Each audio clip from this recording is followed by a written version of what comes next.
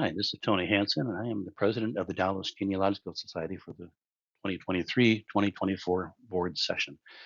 This is a presentation that I gave at an August 5th, 2023 planning session, something we held over the summer, and I'm recording now for the benefit of those of you who have joined the board subsequent to this time. So my objectives in this presentation are to take a brief look back at the goals that the board set in 2022 and to provide a little bit of history, just to kind of orient you about our society, where we've been, and kind of where we are now, which is then, of course, going to lead to a discussion about where we want to be and how we're going to get there.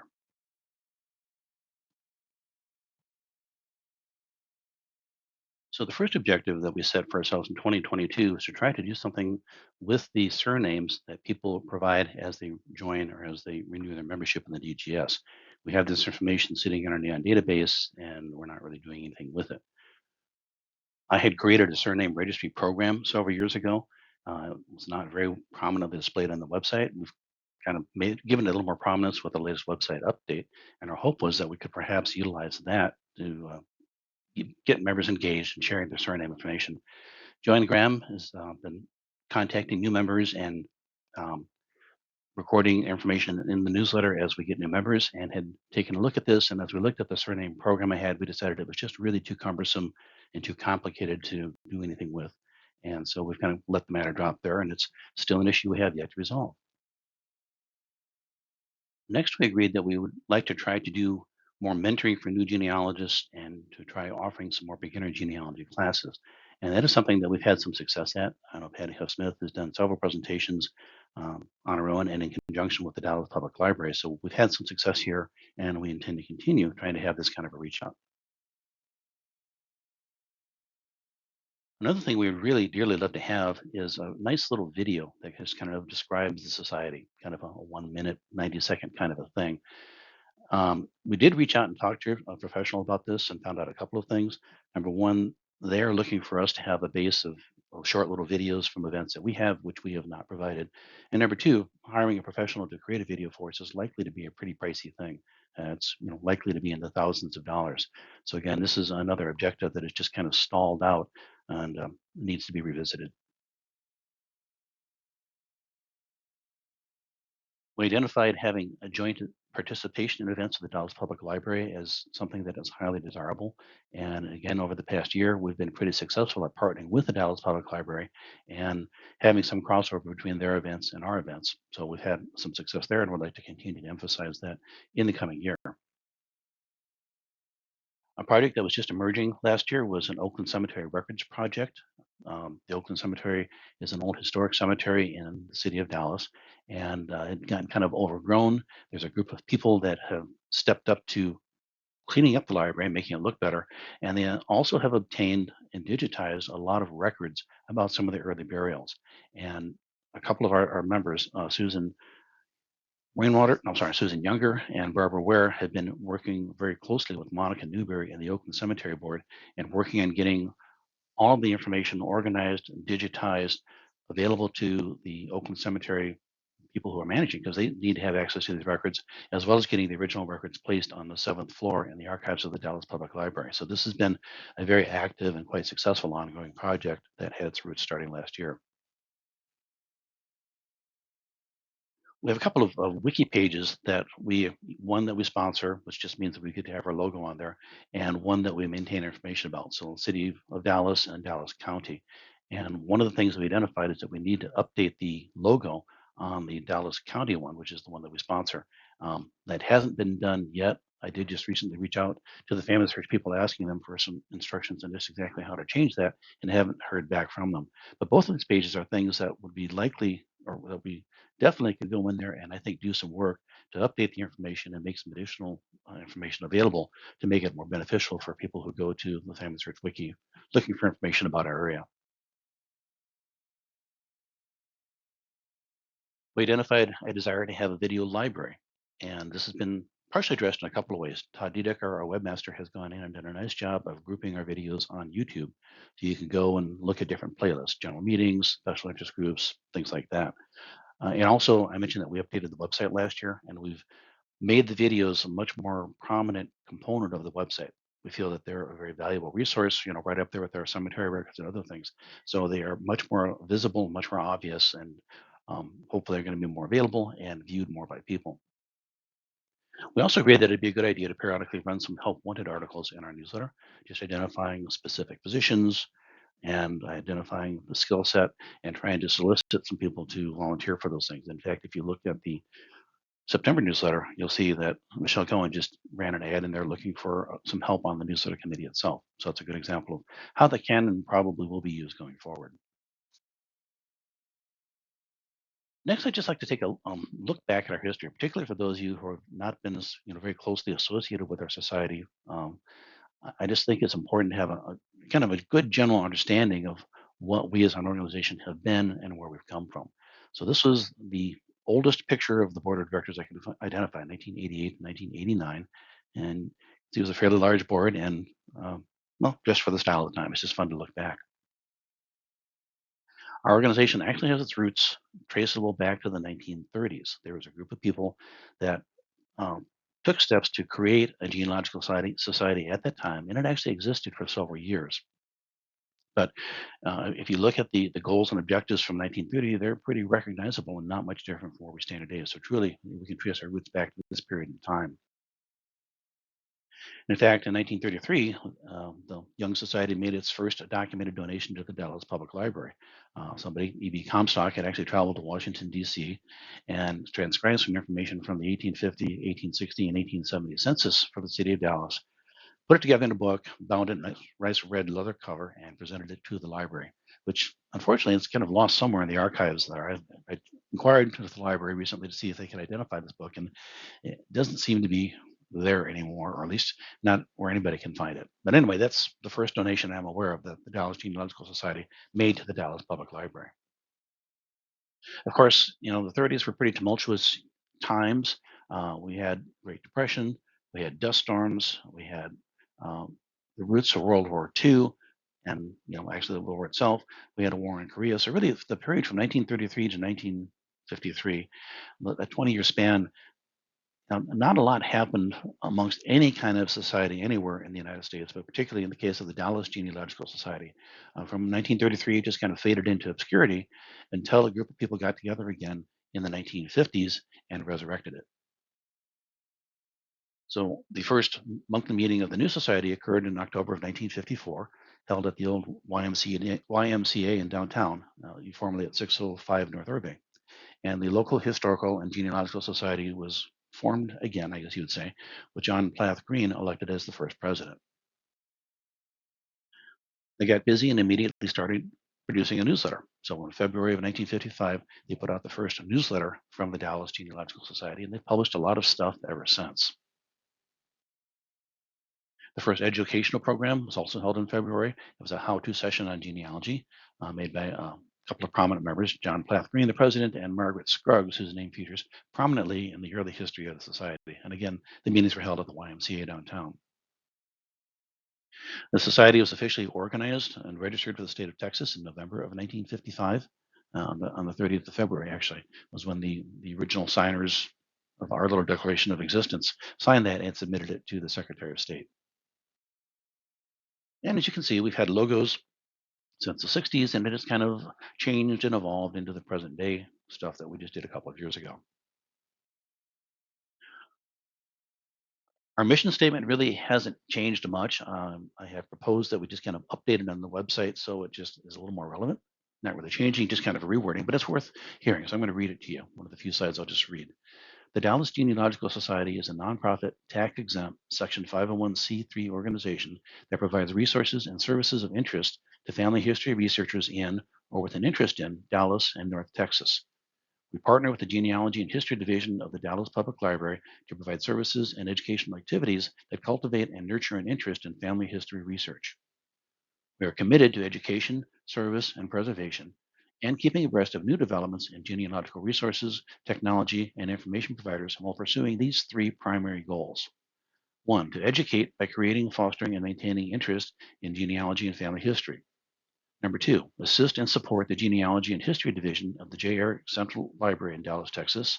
And number three, to collect, preserve, copy, and index information relating to Dallas County and its early history. Kind of in a nutshell, I think encapsulates what we are and what we ought to be focusing our attention on as board members and as leaders of the organization. One of the things that has been a strong focus of our society is financial support for the genealogy and history section of the Dallas Public Library. I mentioned we gave that very first gift in 1933 and have donated quite a bit of money towards a variety of things for that part of the library. In fact, as of that August meeting, our total donations to the library have totaled $789,093.12. So, I'd like to be around when we hit the $1 million mark. So you can see we had some really big gifts in the 90s. I'll talk about that in just a bit, but we still continue to make very prominent, very big donations when we identify things that the library needs. Some other key events: we had our first SIG meeting, our special interest group, in 1989. It was a computer interest group. From 1993 to 1998, the Society was involved in a couple of variations of a very large genealogy conference, the Genealogy Institute of Texas and the Institute of Genealogical Studies. These were actually very large NGS, FGS type of conferences. They apparently took over in the conference center, whatever that we have here in Dallas. Here, it had multiple tracks. We had very large vendor exhibit areas. So these are quite large events for their day. In fact, in 1984, the DGS received an achievement award from the National Genealogical Society, recognizing our leadership and our excellence in the many areas of things that we were involved in. In 1996, we were involved in a capital expansion project for the genealogy section for the Dallas Public Library. And in 1997, we were actually the host society for the Federation of Genealogical Societies annual conference here in Dallas. So some really notable big things went on, particularly in the 1990s when the society was kind of at its peak. We have, in addition to the newsletter, published quite a few publications. So looking back, we've published about 25 annual or semi-annual journals, 88 quarterlies, printed 348 newsletters, and more than 20 books. Since I've been involved in the society since about 2010, we've also kind of pivoted and just created things more in what's referred to as a born digital version. So a lot of the things that we are now creating and the collections that we are cultivating on our website never were printed and never will be. They are just strictly in a digital format. As far as our journals, quarterlies, and newsletters, we began an effort in 2012, and it's pretty well wrapped up in 2020. I think there's 2 editions of the journal that we need to get digitized, but all of the other ones have been digitized, and they're available on the portal to Texas History, which is a great repository for Texas history and all things related to anybody interested in it. We have also indexed each of these publications, and the indexes are linked to the digital image on the appropriate page back over on the portal.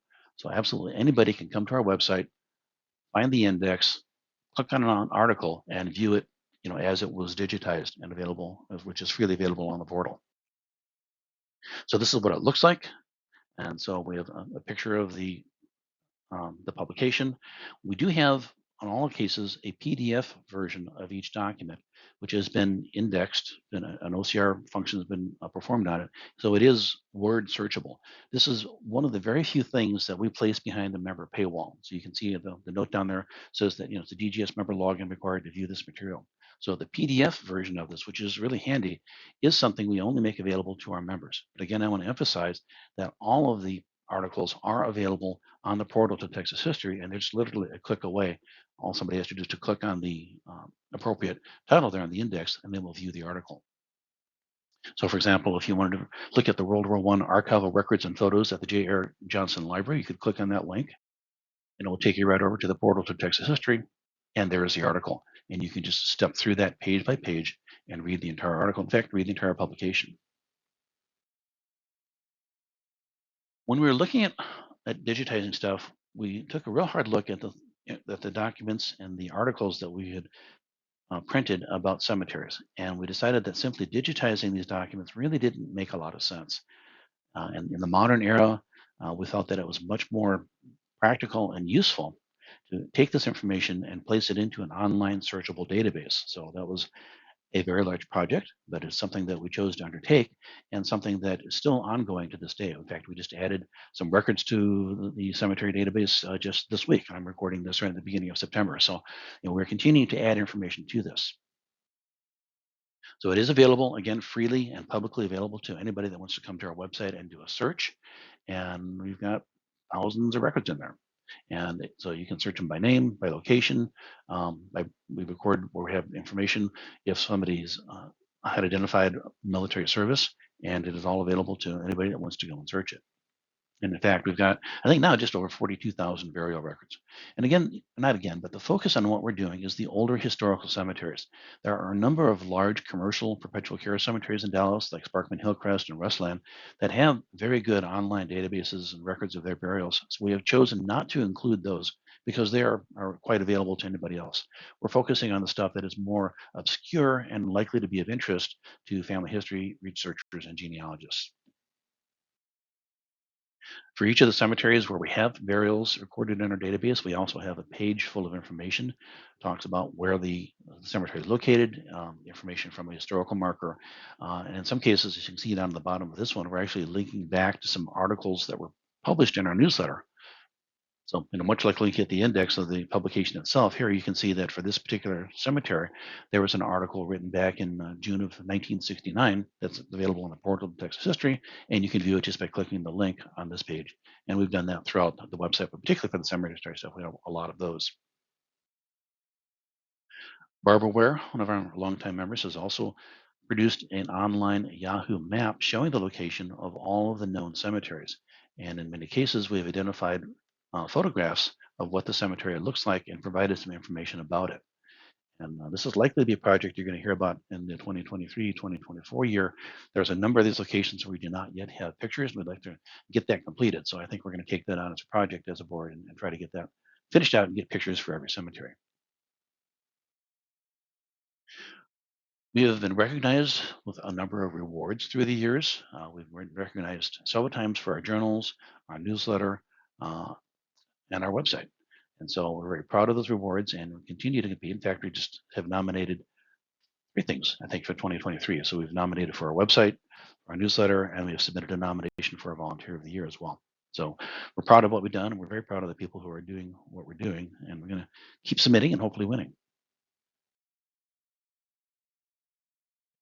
Hopefully, the name Lloyd Boxtruck is familiar with you, but if not, Lloyd was a distinguished genealogical scholar, a librarian at the Dallas Public Library, prolific writer, educator, and lecturer.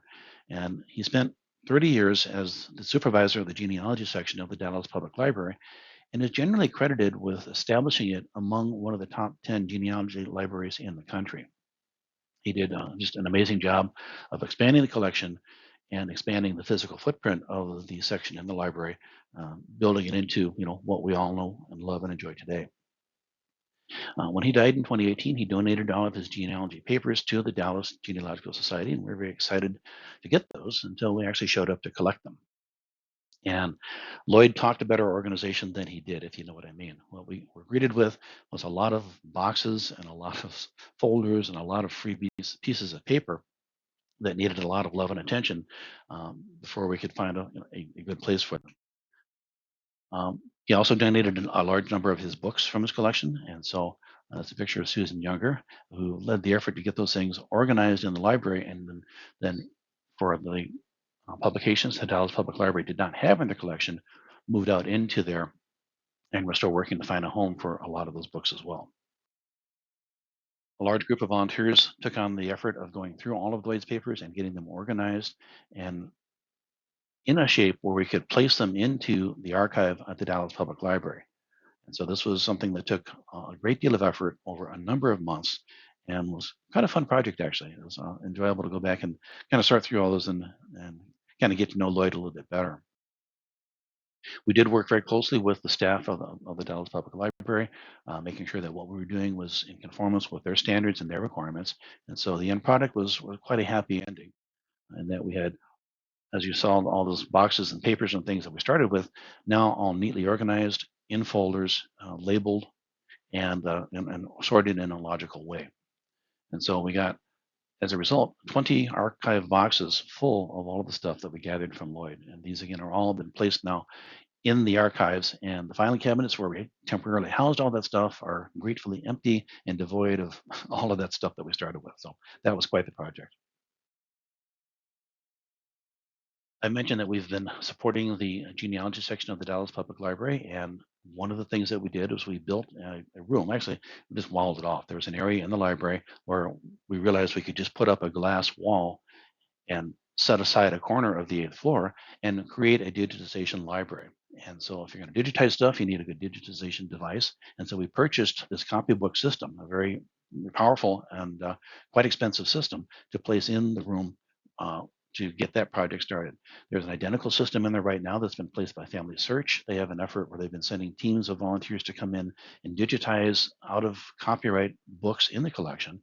And the library has also um, obtained and purchased a lot of other digitization equipment and placed it in this room. So it's now quite a very, very useful and a very functional digitization lab, and it gets used quite a bit by patrons of the Dallas Public Library. So just one example of the great partnership that exists between us as a society and them as a library. We did use that scanning device to go back and scan a lot of the outlines and the bibliographies that we had from the Lloyd Box Truck collection, and those have all been placed on our website. And you can click on any one of those things and see the great bibliography, the in-depth bibliography that Lloyd created for just about every presentation he ever gave. These were done years ago, but these are classics, and many of these, at the time were only available in paper, and now are available in digital form somewhere. But these are still great references for sources of information for a wide variety of topics. So they're still quite useful, and we're very proud to have them. And that's an example of Stephanie Bennett. She was cutting the ribbon for the Heritage Lab, which is that room that we created and placed our scanner in. In 2021, we undertook an effort to establish what is referred to as the DGS brand. And that brand encompasses a number of things. A team of people led by Kathleen Murray, and I guess full disclosure, my wife, but who led the project brilliantly, to research the requirements and work through the numerous exercises, helping us create what is now known as, well, what we established as the DGS brand. We hired a graphic artist to specialize in brand creation, paid her a pretty good sum of money, but she gave us an awful lot in return. So, from her efforts, we got the logos and the graphics created, and we were able to specify the fonts that we use, a set of colors, trying to give us kind of a uniform look and feel for everything that we publish. And so we have this wonderful set of images that we can work with and use in just about everything that we do to publicize the society, both in print and online. You may be wondering what a brand identity is. It's a combination of the visual, verbal, and emotional representation of a brand. So it encompasses everything that distinguishes a brand from its competitors, including the name of the organization, logos, any messaging, and just the overall experience it delivers to customers. So, broadly speaking, the brand identity is a very, nebulous kind of a thing, but yet it's rather specific and helps identify and, I guess, place us and differentiate us from other societies, uh, and not just in the area, but in the country. Part of the exercise was creating this eye test here, which is something known as a mind map. And what it does, if you look at it closely, and if you don't have a copy of this, let me know and I'll point you to it. But it goes into various types of activities that we do, and it kind of branches out and identifies things that either that we're doing, or in many cases, things that we think that we thought we should be doing that were an outcome of the many efforts and the many uh, exercises that we went through while we were determining and creating our particular brand. One of the desired outcomes from us from the beginning was that we wanted to have an online style guide, something that would guide us as we are creating documents and creating things on the website and what have you. And it is available on the website. So if you go up under the About menu, down at the bottom, there's a Guidelines and Tools option, and at the bottom of that, something called a Style Guide, and that will tell you just about anything you need to know for creating documents and how to use our images. So it talks about what fonts to use, what colors to use, um, you know, all things trying to give us kind of a consistent look and feel in everything that we do. We talk about the different colors that you can use. We have a whole about 8 or 10 different colors that are part of the brand. They complement each other, and those are the ones that we use in all of the things that we create. And it talks specifically about our logos. And you can see here, this is one of our big horizontal logos. And the style guide tells you what it's used for and what to avoid. So, terrible things that you can do to images if you use them incorrectly. So, if you're doing anything that is going to be published or publicly seen about the society, please refer to the style guide and make it a point to follow the advice given in there because a lot of thought went into it. A fairly good chunk of money went into it, and we want to use it consistently to kind of keep, uh, the image and the look and feel of our society consistent. Part of this exercise, we spent a considerable amount of time identifying a couple of things. And one of those was what we identify as our core values. And I just want to emphasize this because these are values that I think should drive everything that we feel and think and do as not just society members, but particularly as board members too. So, as an organization, we feel that our core values are education, service, preservation, excellence, and inclusiveness. And we would hope that those values are reflected in everything that we do and everything that we say and everything that we present as a society. We also develop what is known as a tone of voice. And so we try to reflect a common tone of voice in all of our communications and publications, characterized by these five words. We're active, friendly, professional, rooted, and generous. So again, I ask that you keep these in mind, in everything that you're doing, representing the society, and hopefully, personifying these as our way of speaking. We did completely redesign our website a couple of years ago. Todd Dedecker, Susan Rainwater, and myself went through a pretty extensive effort of looking at all of the content that we had, rearranging it to make it more available and more prominent, and a little easier for us as webmasters because we kind of rotated that position amongst us over the years to be able to make this information prominently available as appropriate on the home page. We also then selected a new theme, which is just a way of it's kind of a skin, if you will. Now, the website is based on WordPress, but the theme is what allows you to personalize it and make it look, unique for you. You can see we've made prominent use of our colors and of our logo, and we're very pleased with the design for it. In fact, we've just submitted it for the TXSGS website competition for 2023, and we're very hopeful that we'll place very well in there. We're pretty proud of what we did. We think it's a pretty good effort, and we're going to get some prizes out of that. Uh, One of the things that I mentioned earlier was videos. And as you can see under our collections, we've now got videos as a category. And we've identified, no, sorry, getting ahead of myself. The surname registry now is better identified. So as klutzy as it is, it's still a pretty good tool if you take the time to get into it. And the videos, that was something we wanted to make more prominent.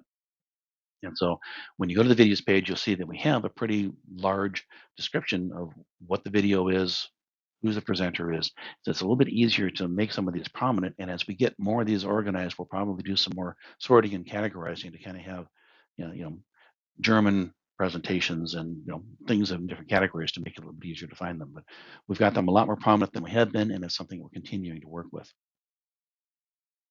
And this is what Todd did for us up on YouTube. So you can see we've got kind of behind the scenes, Jewish interest group, general information. You pick it. We've got topics and videos behind there to make it easier to identify and see what videos we have and to find one you want to watch. So that's kind of a looking back where we've been in the 68 years that we've been in an organization. Well, more than that if we take us back to 1930. But it's fair to ask, okay, where are we now? And so we've just finished prior to the planning meeting an exercise to kind of answer that question for us. We undertook what was known as a SWOT survey, identifying strengths, weaknesses, opportunities, and threats. And so it was a survey sent out to all current and many past board members, as well as some other prominent DGS members that identified and thought would provide a useful point of view to us. Did it in a couple of phases. So the first phase was to just ask people to identify, you know, what they think um, were, for example, the strengths of the society. Just a free flowing list with many things as you want, and then for weaknesses and opportunities and threats. So just kind of free thought. Tell us what you think, and I got 12 responses back from that. I then took the 12 responses and ranked them and kind of lumped together the things that were talking about the same topic and sent that back out again to everybody, to all 39 people, and say, okay, now give me a numeric ranking in terms of importance from 1 to 10 for each one of these items. and I got a little better participation. I got 20 responses that came back, and that was kind of illuminating. Uh, so in the next few slides, I'm going to kind of summarize the results that we got back from those numeric rankings. And again, if you want to see all of the phase two responses in the raw, they're at the end of the slide deck that I'm giving right now, and you can just step back there and take a look at those. But our strengths. So in general, what we identified, kind of in the order of importance, the fact that we offer meetings and our three seminars as hybrid events. People can come in person or they can participate, via Zoom. It doesn't matter. Viewed as a very strong strength. Our relationship with the Dallas Public Library. We are the envy of the genealogical community because we have such great relationship. We get to meet for free. They have great facilities. We get to use our audio visual equipment. It's a wonderful relationship from certainly from our perspective, and I'd like to think that they feel it is from theirs as well. Our website is great, and it's just getting better. Newsletter, same sort of thing. Michelle Cohen has done a great job in her editorship of getting a newsletter pulled together, and it's a very, very good publication for us. Put it out 10 times a year. We seem to feel that we're flexible and creative and resourceful, which are good things to have. And as you saw earlier, we have nice cohesive branding to work with, and those are all very good and very positive things for us to have. Not to say we can't improve. So in the weakness category, the thing that bubbled up to the top is that there's pretty broad agreement that we've got a real poor leadership development program, and they were not doing a very good job with their succession planning. And so that is something that I intend to emphasize this year. We also had a number of points generally around the idea that we need to reach out to engage a younger, more progressive membership. When you look at our leadership and you look at our membership, we're a majority white organization, and that does not reflect the community at large in the Dallas area or in the state of Texas. And so, we feel that we have really low or poor engagement with influencers in the non-white population. And, in that general area, those are things that we as a board need to step up to, take charge of, and to try to turn that around a bit and see if we can't reach out to, the other genealogists that we're not really serving very well. So that's going to be a priority and a focus for the upcoming board. We identified the fact that we don't really have or didn't really have a central repository to maintain information about our volunteers, who they are, what their interests are, what they've done for us recently. And that's something we've already resolved. We have I've created a program. It's called our Volunteer Information Program. It's an online tool that addresses all those weaknesses. And that was directly as a result of the feedback that I got from this and the importance that it's placed on it. So we think we've addressed that one already and are going to continue using it. Hopefully, you're familiar with the wonderful artwork that we have for our seminars, produced by Ken Johnston. The fact that only Ken Johnson is capable of producing those things is a real weakness. If Ken gets tired of working with us or is no longer able to do that, we're going to have a big hole to fill, and we really need to do something about that. And again, kind of touching back on our first point, it's felt that we have some real vague or unclear areas of responsibility for some of our board positions, and that is something that is currently being addressed and will be hopefully resolved in this coming year. We do see a number of opportunities for us, things that we can do to make our society even more effective and better. So, we would like to establish and improve relationships with other historical and genealogical local entities, excuse me, such as Dallas Archives, Preservation Dallas, some local cemeteries, local churches, and to try to find ways to collaborate with them on programs and services. We'd like to provide engaging presentations to attract that magical under 65-year-old group of people and a more diverse group of attendees as well. We would like to continue to expand and make better use of social media to connect with our younger demographics. I'd like to focus on making even more resources available for family historians on our website. And there was actually a number of very specific activities that were suggested, didn't really group into any one category, but I would encourage you to see the detailed results and take a look at what those are because they have some very, very good suggestions. Red stuffs. We do identify a number of them out there. We've got an old and an aging membership base. Our members are, we haven't done a survey lately, but I'm going to guess probably averaging in the age of about 65 or 70 years old. We've got kind of a corresponding drop off desire to join and participate in organizations among younger researchers. So people aren't joining to replace the members that are aging out on us. We have a lot of competition from online resources and materials. We jumped on the hybrid meetings and the virtual meetings early in the COVID pandemic, We're not the only society in town today, though. A lot of people have done. We have a lot of competition there. There is a real negative perception of the library and a real reluctance to drive downtown and visit the central library downtown. Um, Difficult to get down there because there's usually a lot of construction. There are a lot of homeless people who hang out in the library during the day. Just a lot of negative perception on the part of some people that just make them really hesitant to want to come down there. And of course, there's the rising importance of interaction via social media that is taking the place of apparently interacting in person or in societies like ours. Those are things that we're going to have to be cognizant of and see if we can't find some counters. Our core activities, these are the things that we kind of have to do and that we do prominently and conspicuously. So we have 9 general meetings every year for Saturday of the month from September through May. We have 3 seminars, spring, summer, and fall. As a board, we meet pretty much every month. We might skip a month or so here and there, but pretty much, a monthly activity. We're maintaining our special interest groups. We've got several of those active. Need a little bit of help though. Um, we maintain our website, publish our newsletter 10 times a year. By our bylaws, we have to have an election of officers every year. And we had been holding an annual awards luncheon first in December. We had a lot of problems with that and moved it to May because of some things that happened in December. And we've now, I think, decided we're probably not going to even hold the awards luncheon because we just had some really poor attendance. Um, we've had people commit to coming that haven't showed up, so we've ended up spending a lot of money for meals.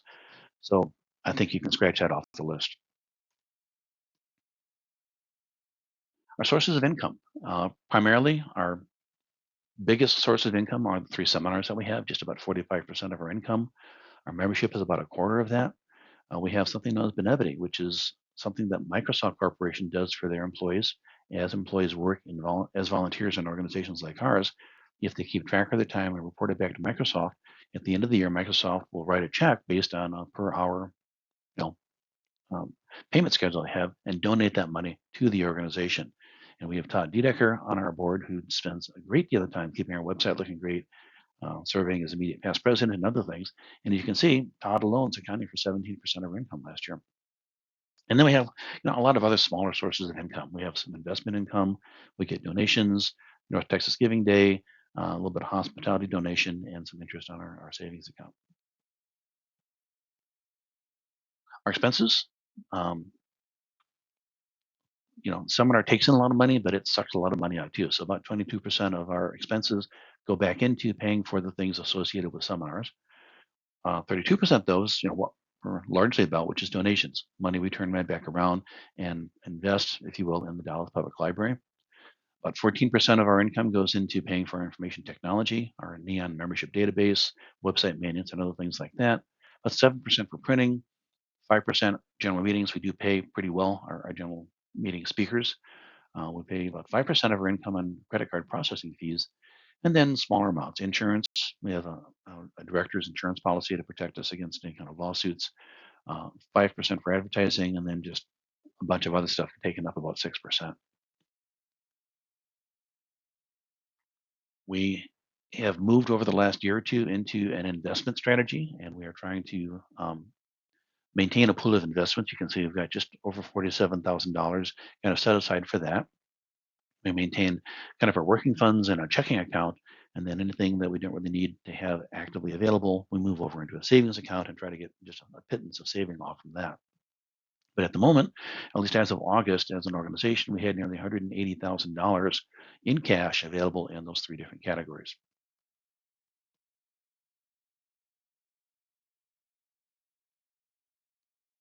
One of the things that came out of the SWOT analysis and my own experience on the board is that we've need to do a much better job of having for defining and tracking and documenting our projects. One of the comments, in fact, that was made in the SWOT analysis was, we're not remembering what we've decided from meeting to meeting. And so that is something that I'm going to try to address as we move forward into this new board with something that you're all going to get real familiar with because I'm going to make you be. And particularly for things like long-term projects. So, for example, we've got a DNA seminar that we are committed to give in June. We're having a very knowledgeable DNA presentation for the fall seminar, and it was felt that we needed to have kind of an intro kind of a beginning DNA to try to generate some interest in DNA and get people over their fear of signing up and paying for a really in-depth that. Anyway, we decided that months ago when we scheduled that DNA fall seminar, and we've targeted this as something that we're going to put on ourselves. So we just need to keep that in front of us. We don't want to get into May and go, holy crap, forgot. Don't want that to happen. And other things like the North Texas Giving Day is something that we participate in every year, and it would be nice to have previous year's information available as we go through the process again, so we can kind of look back at what we did and how we did it. So those are two examples of the kinds of things that we don't want to lose sight of. So what I've done in our Google shared environment is I've created a projects folder, and in there an active current projects folder. And in that last one, that active current folder, I'm going to start keeping basically a folder for each kind of project or task that we're pushing out in front of us. So when you go into that folder, you're going to see a series of folders, and each folder is on a particular topic or particular project or something. And the way that I intend to use this, I'm going to precede each one with a date. So this basically is going to present these folders kind of in the order that the event is going to come up. So you can see the top one there. Basically, on September 1st call up dealing with the North Texas Giving Day, had a meeting on that day. And so that was at the top of my list. We have an investment committee meeting scheduled for September 5th. And in that folder, you're going to see information about that upcoming meeting. September 9th board meeting, um, so on down the list. So within the folder, like if we go down to the $500 donation from APG, you'll find another in that folder information about that particular project or topic. So in this case, all that is in there is just a single file, but here's what it says. We got a donation of $500 from the Association of Professional Genealogists Texas chapter. I believe that went out of business. They had some cash left over and they very kindly gave it to us and asked that we target it for digitization. And so this is the decision that we have to make as a board of how we're going to disperse of these funds. And so in here, Susan Rainwater had very alertly noted the fact that there was a digitization project that Jake Magnum with the University of North Texas had mentioned, and it might be a possibility for us to reach out. And that's something we're going to discuss at the September board meeting. But anyway, the idea is that we're going to have um, folders and information for each project to work with and to make sure that we don't lose sight of anything and that we have a place to go to kind of document and record everything associated with each particular project or thing that we're working on. So you're going to see a lot more about this as we move forward through the year, because I'm going to be using this as my way of trying to manage the many things that we as a board have to deal with. So our organization um, focuses around, first of all, an executive committee. In a previous, oh, gosh, back in 2010, 2012, sometime around there, it was decided to create kind of a core or a nucleus of people to run the organization in the event we need to make a really quick decision. So that's the purpose of the executive committee, which consists of the president, vice president, secretary, the director of finance, the immediate past president, and the director of information technology. And this group is empowered with the ability to get together if we need to make a fast, important decision in between board meetings. With the obligation of report out at the next scheduled board meeting what the heck they did. And this is something we very rarely ever have to pull the trigger on, but it is something that it's important to know that we can if we ever need to make a quick decision. We then have a number of directors and administrator positions that are responsible for a wide variety, in fact, most of the activities within the organization. We're a very active board. We're not just a board of people to sit back and make recommendations. For the most part, every position has some obligations and responsibilities. So we have a director of membership, a director of marketing, a still vacant director of publication and content. We're working on that. A director of volunteer coordination, a director at large, which subsequent to the August meeting, I'm happy to say has been filled because Hinojosa, Howard Dallas, has agreed to accept that position and will be representing or filling that chair at every board meeting. We have a seminar administrator, and they have a couple of assistants working with them. We have a website administrator, journal meeting administrator, newsletter administrator, again with several assistants, and actually one less. Joanne Graham has just dropped off. We have representation from the Dallas Public Library, the library liaison position, currently Stephanie Bennett. And then we're still working on identifying our National Genealogical Society delegate and our Texas State Genealogical Society delegates. That kind of rounds out the board of directors. My expectations for anybody that is serving on the board is to First of all, understand a bit of what we're talking about here. Have some understanding and some knowledge about the organization of the society. I do expect you to attend board meetings, and I do expect a written report of significant activities or issues from each voting board member presented prior to the board meeting. Um, I do understand life intervenes, and I fully would be shocked if everybody made every board meeting. I do ask if you're not going to be able to attend that you just make sure you let me know ahead of time, and still make every effort to provide that written report. We like to have those things available a couple of days ahead of the meeting so we can work by what's known kind of as a consent agenda rather than having to go through and read every report. We'll read the reports before the board meeting and just talk about the highlights or the significant things. In your email, your official DGS email, we ask that you use that account for all business, and I ask that your signature include an image from one of our current events, and typically it's our seminars, so that you can copy an image of that down there underneath your signature block, underneath your signature block. That's what I'm trying to say, and kind of help advertise those events as they come up. And I do ask that you be responsive in your email, just as a kind of a general goal. Try to respond within 24 hours to any email messages that you get. Sooner would be great, but please don't just let that stuff sit. Um, if you do need a more immediate response, then I think phone calls or text messages are appropriate. Let's just don't overdo that and bug each other to death with that. I do desire to have board members at the general meetings. I think it sets kind of a bad tone for an organization if the board members aren't interested enough in the general meetings to show up. So I'm not going to be taking attendance, but I just really would like to see the majority of you there.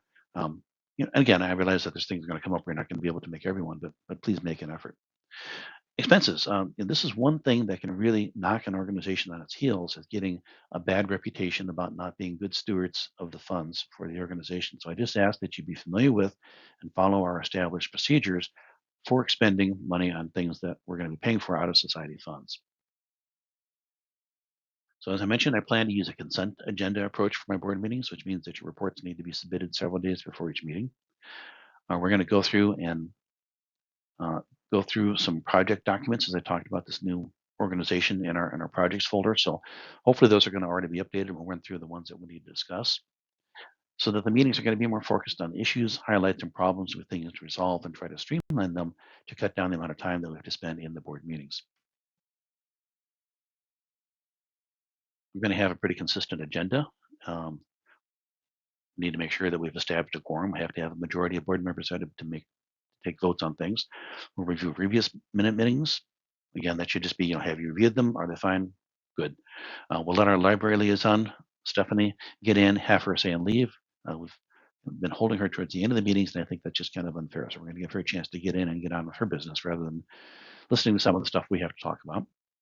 I've got some standing items. I want an update on our membership. Is it increasing? Is it decreasing? Can we observe any trends? We need to focus on maintaining and increasing our membership if we want to exist as a society. Budget, very important to make sure that we're staying within budget. And I want to have a discussion about our leadership development and our succession planning in every meeting. It ought to be something near the front of all of our consciousness, thinking about who's going to replace us and how we can expand the scope of our offices and get more people involved in doing the things that we're doing and helping run the things that make our society. We'll run through the active projects. We'll run back through each director and administrator to see if there are any issues or things that need to be discussed. Anything we've had from previous meetings, new issues, and hopefully we're out of there quickly. I do want to make sure that every position has a good job description. I think most of them already have, but my goal is by the end of this year that every position will have a comprehensive job description, and that that's what we'll operate from in terms of what your responsibilities are. I don't want to make this like a business. None of us are getting paid for this. I realize that. But at the same time, if we've agreed to be on a board, then I think we have an obligation to make sure that we're aware of what our responsibilities are and to make every effort to try to live up to them and not just shirk our duties. So those, again, are going to be out on the shared drive in the operations manual, and then you'll see a folder for each position. And if that job description isn't there, it's going to be there very soon. One resource you should be available on the website is available under the About menu. It's the guidelines and tools, internal procedures, and documents. What this is just an attempt to make some of the documents that are on our shared drive a little more visible and more easily accessible. And so, first of all, this page is password protected. You have to have the password to be even be able to view this page. And then when you click on the links on the page, you're actually going to documents that are out on our shared drive. And so to be able to view them, you need to be logged in to your DGS account because that's how Google controls who can have access to the documents. So the items on here are kind of double protected in that sense. The page is password protected, and you have to have a valid DGS account to be logged into it to be able to view any of these things. But this is a good place to go to if you're looking for how-to information, and if you're looking for something and you don't find it, let me know. Tell me what you're trying to find and what you hope to have, and we'll see if we can't get it created and linked into here. But there's just lots of good information here, and it's a good place to go to if you're trying to find information about how to do just about anything that you as a board member need to do. You'll find on that page there is a couple of things that will help you understand how to use the Google Drive. So I've got a couple of YouTube videos. One is just how to access your account, how to go to google.com and log into your DGS account and access the things that you will have access to there. And then there's also a Google Apps overview. It talks about how to use the spreadsheet they have, the word processing, the PowerPoint like tool. They've got a surprisingly good variety of tools, and that's pretty much what we use as a society for things that we're doing, in common and for the society, just to make sure that we all have access to and can, edit and change things that are created by other board members. In particular, there are a number of documents and videos that talk about our payment and reimbursement process. So there's a document that talks about our payment form process. There is a video that goes into pretty good detail on how to implement the things the document describes.